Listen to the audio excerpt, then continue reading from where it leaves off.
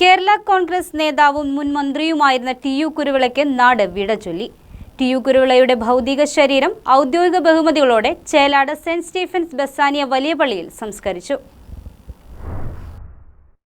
ഞായറാഴ്ച രാവിലെ വീട്ടിലെ പ്രാർത്ഥനകൾക്ക് ശേഷം ടി.യു. കുരുവിളയുടെ ഭൗതിക ശരീരം ചേലാട് ദന്തൽ കോളേജ് അങ്കണത്തിൽ പൊതുദർശനത്തിന് എത്തിച്ചു. മന്ത്രിമാരായ Roji M. John, Mons Joseph, Abdul Gafoor ഉൾപ്പെടെ സമൂഹത്തിലെ നാനാതുറകളിൽ ഉള്ളവർ ടി.യു. കുരുവിളയ്ക്ക് അന്ത്യാഞ്ജലി അർപ്പിക്കാൻ എത്തിയിരുന്നു.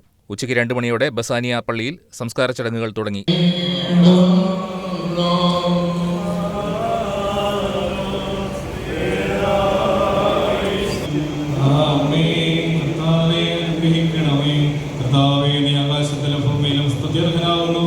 ഞങ്ങളുടെ ജീവന്റെ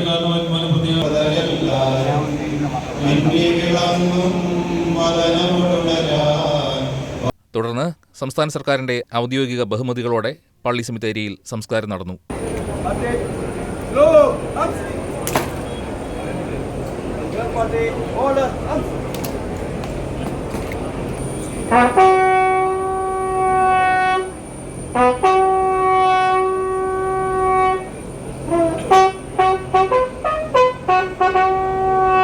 ന്യൂസ് ഡെസ്ക് KCV ന്യൂസ്.